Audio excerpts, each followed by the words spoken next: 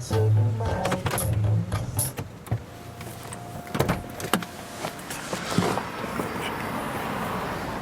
You know, you guys on YouTube really surprised me. Last week when we did our new Comic Book Day video, I asked you guys if you'd get me up to 100 subs on our Comic Week YouTube channel. Not only did you do that, but you got us 4 over. So for everybody who subscribed in the last week, I want to thank you. And to celebrate and mark the occasion, this week we're going to give away this amazing copy, 9.8, CGC 9.8 copy of Amazing Spider-Man, #1, the 2018 series, with the Version Brooks cover with Black Cat, who has a 3rd issue that's coming out this week. So to enter into this contest, all you have to do is go to our ComicWeek.com contest page. You can navigate it from the homepage and enter with your email address for a chance to win. We had over 300 people sign up last week, which I think was a record for the site. And so the competition is pretty fierce, but you get in there, you get a chance to get it. It's about an $80, $90 comic, and it won't cost you a thing if you win. For now, we're going to head into Alpha Comics and see what's going on, and I'll catch you inside.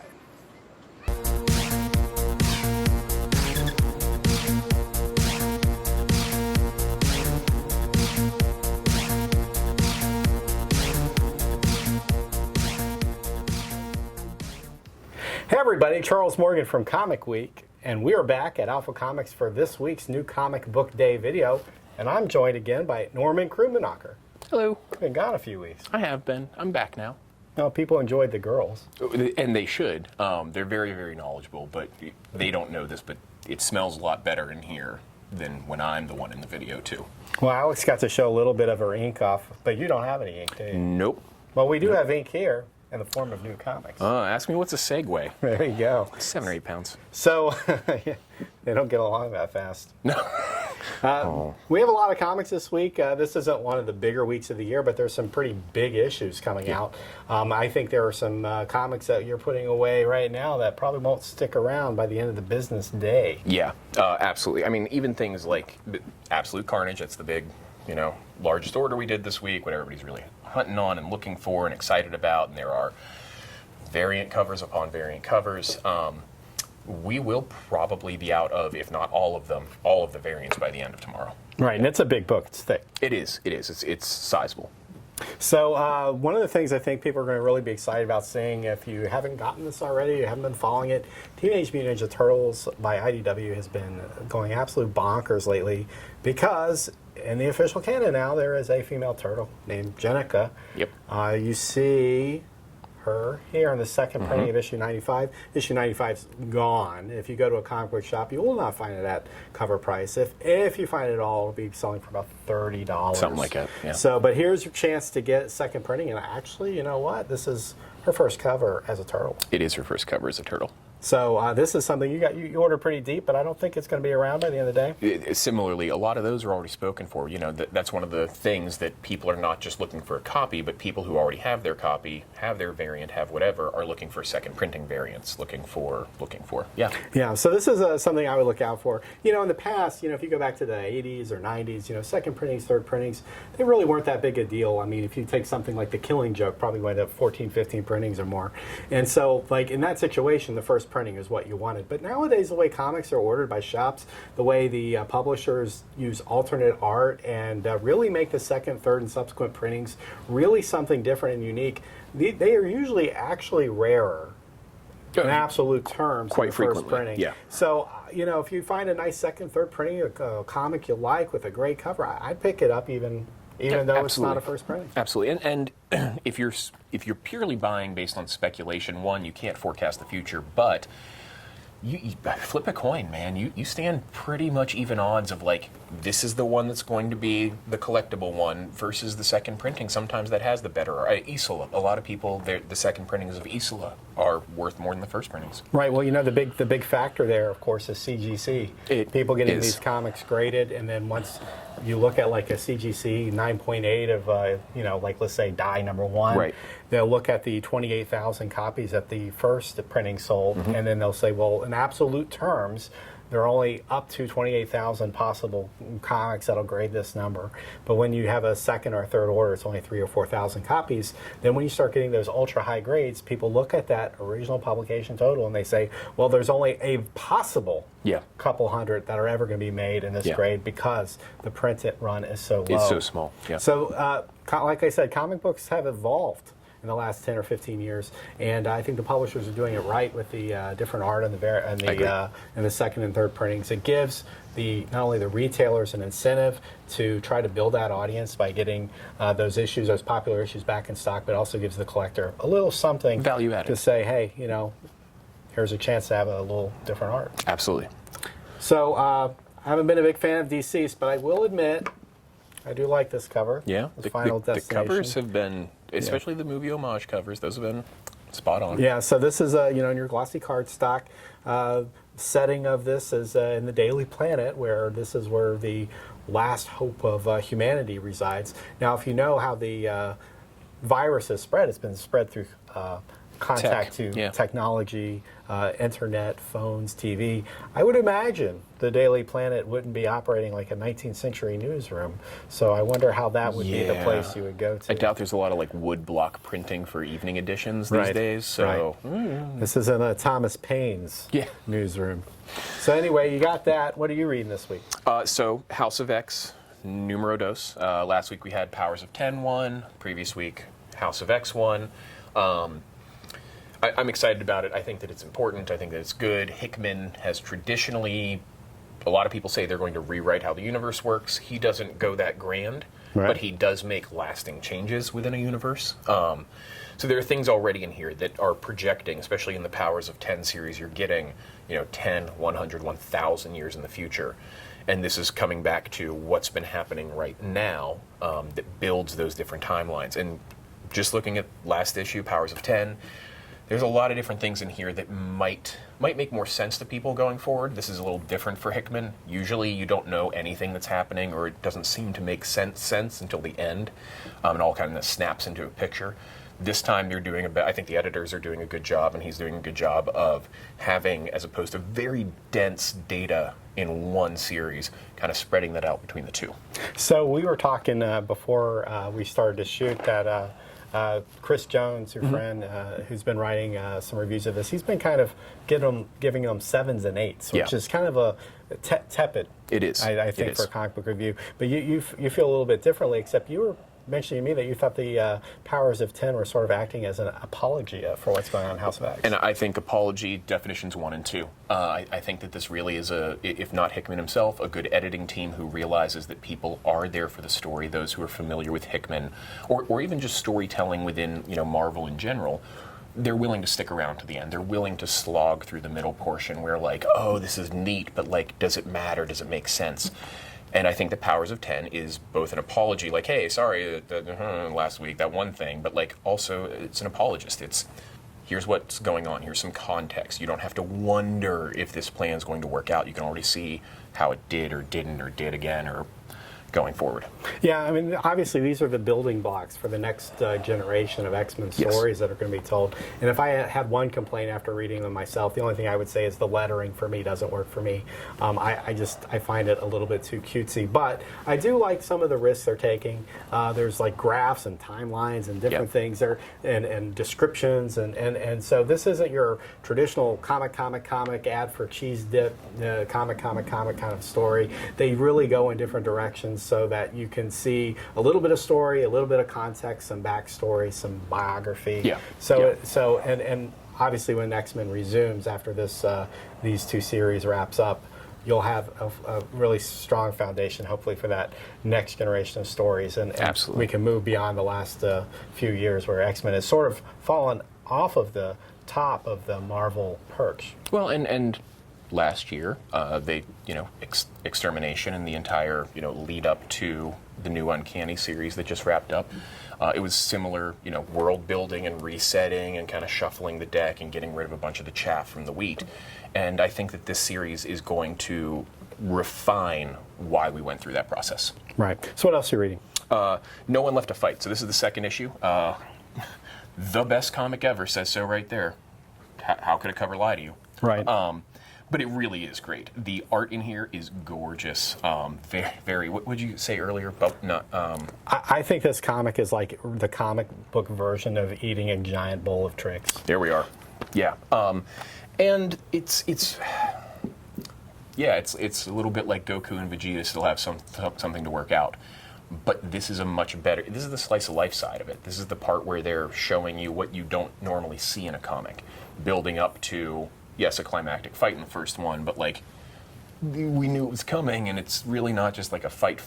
You got to read it. It's phenomenal. Of course, it's written by Aubrey Sitterson, who's been very vocal in how proud he is of this comic in his social media feed, and it's one of those examples of a independent small comic original IP that actually lives up to the creator's vision. It actually delivers. So I would much rather read a handful of these small comics by these types of creators than to read some like lukewarm story with some established character that the author isn't given the freedom to take any risks with. And No One Left to Fight is just a fantastic comic. Yeah, absolutely. Did you know that the word Milquetoast comes from a comic strip character whose name was Milquetoast? And he was so boring, and they were such boring slice of lives, that now we call it Milquetoast. Or we could also just call it... Yeah, speaking of Marvel, we have a couple Marvel issues that you should be aware of. Mortal Hulk 22, this is probably one of the hottest series Marvel has coming out. So Shadowbase, he wants to stop the monsters, but the monsters have minds of their own, and they want to do their own thing. And of course, you don't want to make Rick Jones angry. So Mortal Hulk 22, essentially the comic of the day for Marvel. So Immortal Hulk has just been continuing to be not only well written and well, the art is gorgeous and it's well promoted and it's tying together the story, but it's just good. It's just consistently really good. Right. Yeah. Also, you'll be interested in the Star Wars number 70. This is the Han Solo, Princess Leia honeymoon issue, and I am surprised that they get away with what they write about here in a family comic. I mean, look, we grew up with Star Wars, and those who grew up as little kids with Star Wars have grown all the way up, and Marvel's allowing a lot of characters, a lot of stories, Immortal Hulk itself, it's Star Wars, to grow with us. Well, you can't make Kylo Ren without spending some time together. Also, that's how it works.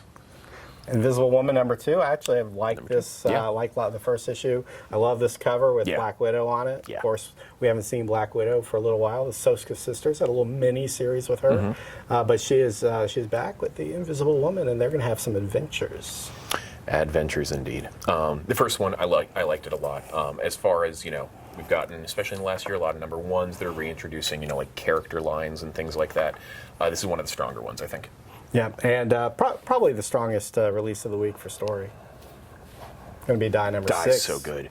So at San Diego Comic-Con, there was a little Die RPG test gaming, which I heard went well. But I'm really excited to see this resume. It's been on a few months hiatus.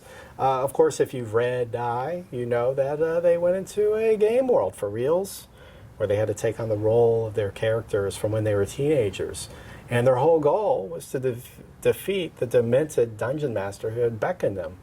But things are kind of going a little haywire once the heroes realize that maybe they don't want to go back to their humdrum lives. I mean, why did Peter want to stop being one of the High Kings? Like, he had homework to do. It's been like, minutes back in the real world. Just hang out here for like another 40 years, 50 years, 80 years. Yeah, so this is just a gorgeous comic, folks. I think it's sold out. And speaking of second printings and third printings and fourth printings and fifth printings and gorgeous art, this is one that if you have a collector's bug and you're looking for something to chase and drop on, Die is a great series for that. Yeah, I think there's 6 issues now. It's probably got to be at least 40 covers. Something. Yeah, and so they usually come out with 2 upon release, and then there's second printing, third, fourth, fifth. Yeah. I mean, first the number 1's up to what, 5th, 6th printing, something like that. Something like that. But yeah, this is just a gorgeous piece. If you can't find a floppy, the trades are available. Yeah. But Diamond has already announced that this is sold out its entire print run. So the demand from stores has taken up all the available copies. So if you want this, you're going to have to either have it in your pull list, or you're going to have to get to the shop when they open. Early. Staying on the Marvel track, or back to the Marvel track, Arrow I wrote a review for issue 1 of this. It's up on your Right. site. It is phenomenal. China's first superheroine. The way that these were published is everything already existed. It was a web comic in China. Now it's being redone as a print comic worldwide. It's great storytelling. It's very stripped down in the first couple of issues. It's this and Swordmaster. They're within the same universe. There's a variant cover where you can see both of them. It is just very, very good storytelling with a character who feels very trope, but not unrounded. You know, there's depth there. There's a lot to think about. She's very round. She's very round, so round. So round, in fact, that they changed her name from Cyclone originally to Arrow. Yeah, I actually, in issue 1, I had to seek out, but I did get a hold of a Mirka Andolfo variant, which is a retailer exclusive. I think it's like a 1 in 25 or something like that. But yeah, Arrow is kind of cool. There's also a comic coming out this week. This is the #1, and we're going to have some #1s for you in a second. But this is the Sensational Spiderman #1, which features a fan story that was written by a fan named Randy Schuler. He had an idea for a black suit Spider-Man, and this was before the Secret Wars when Spider-Man went black. And so Marvel decided, well, you know what, that story wasn't so bad, so we're going to kind of get a little professional polish to it and bring it to life. So this is basically, if you've ever been a fan of a superhero comic, and you're like, well, wouldn't it be great if Marvel or DC did my idea? This is what happens when it actually comes to fruition. I mean, many years later. And I should say that in the Indicia page page of just about every comic you're going to see, it says blank does not accept unsolicited So unless you're writing to their letters page, chances are that whatever you have submitted will just get tossed in a pile, unless it isn't, and then a decade later you get to see your comic get made. Which, if you got the paper, send it. That's right. So we got Major X 0. Now this is a jumbo-sized comic as well. It is. I think that's actually his first appearance. Mm-hmm. Not the first appearance, but the first appearance. Right. So are we in the midst of a Liefeld resurgence? Because he's getting ready to do a Snake Eyes miniseries for IDW. I think that this is a time where Rob Liefeld can kind of write his own ticket in a new way. Not a new way, but in a very comfortable way. Look at X Liefelds that came out from Keen Spot Publishing. I got a copy. It's funny. It's cute. I don't know why you'd be upset with being characterized as somebody who cares about their characters. Right. And cares about making sure that they are financially viable. Like, you could get them published as opposed to just having a good idea that doesn't go anywhere. But, please don't talk about me when I'm not around is kind of what's going on. And I think that there's enough conversation around that yes, we're in a resurgence. Well, I think you don't even need to take my word for it. If you live long enough, you'll see this. But 10, 20 years from now, when people go back and they look at the career of Rob Liefeld, they're going to see a guy who at 19 years old changed the comic book industry, whose characters, like whether you like the way they were drawn or the hokey, sort of this generic superhero element to them, really resonated with a huge audience at the time. In fact, Young Bloods and Brigades sold much greater than any comic book on the market today. Yeah. And that's not just because of speculators, it's because he really had a finger on the pulse of the hobby. When you look at what he did with New Mutants, you got Deadpool and Cable within like a year.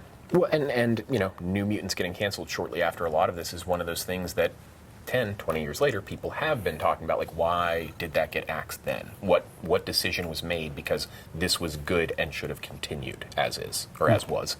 Tom knows his too, wasn't it? Yeah.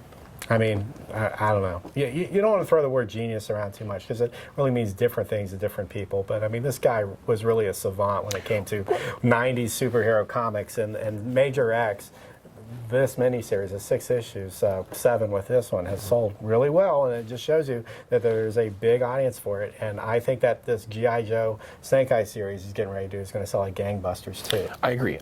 And you can't throw around a word like genius until you're looking backwards far enough. But I absolutely agree with you that even now the conversation it's merited to say changed comics. He changed comics. He changed what we do in comics. He added new ideas into the space of comics that people continue to use today. Absolutely. So what else we got this week? We got Roman Dirge's Lenore. It's volume 2. This is a favorite of a lot of people. Very quirky, very special interest, but you probably know it's coming out if you're into it. The Island of Dr. Moreau, another H.G. Wells story being brought back to life by IDW. I'm pretty excited about this one myself. We have, naturally, because we've been doing the Fantastic Four, the Invisible Woman, the Future Foundation. 4Fs is back. Man, did they look cool. Yeah, so the Dark Age right here is out. This is one of Key Comic Collector's Keys of the Week. You guys got about 5 or 6, so I think you're going to be in short supply. Yep. Jeff Lemire has a really cool new property coming out for Dark Horse. This is called Berserker Unbound. It features a Conan-like character who gets dropped into a modern environment, so that'll be interesting to see. The barbarian, not the late night host. Right. I think Conan could handle being dropped into New York City. Yeah, I agree. Right. We also have, from Dynamite, we have Devil. Yep, the death-defying devil. Yep. Yeah, he's back. I would think as a devil you'd have to be death-defying. Or would you actually, would you really defy death, or would you command death if you were the devil? Or are you kind of like a broker for death? Right. Yeah. I don't know. We'll see how that goes. Another Key Comic Collector Comic of the Week here is Dead End Kids, #1, and one of their friends gets murdered, and I think that they're trying to figure out what happened, and that opens the door for probably some bad stuff. And Source Point Press has been doing a lot of really interesting stuff recently. A lot of bad stuff happens in there, but it's a great read. It's something that a lot of the customers who come in here, they are specifically looking for any Source Point Press things that have come out that week. And we're looking at like a publisher that's probably moving 3,000-4,000 copies of comic for certain ones. So these are always like low print. Also, we have Agents of Atlas #1 from Marvel. And you ever wondered what it'd be like to be married for 10 years if you're Archie? Well, you get to find out. You get to find out. #1. So, Numero uno. So, also, I'm surprised they get to do this on a family comic. So, What? I mean, those are real tears. Those are real tears. Those are real tears. But yeah, it's been a good week for comics. It's been a great week. And we hope to see you when the store opens. And before we go, we'll just thank our people. We've had quite a upsurge and people commenting and liking the videos, and we appreciate that. On YouTube, I'd like to thank you for the love. I loved signed comics. Also, Miss Megan XOXOX, as always. You get my XOXOXOs. And we pass along your admiration for Alex's tats. I did that during private message, so thank you for that. Thank you also to AC McGrath. Thank you so much. And yes, Miss Bree does not enjoy insides being outsides. She does not. No. So we'll try to keep all of our viscera intact for this week's video and the next. Yeah, and for Comic Week on our Facebook, I'd like to thank Alan Phillips, my friend from the Chester, the Enon. And we got Joshua Grizzard, Vincent Hilliard, and Brad Will.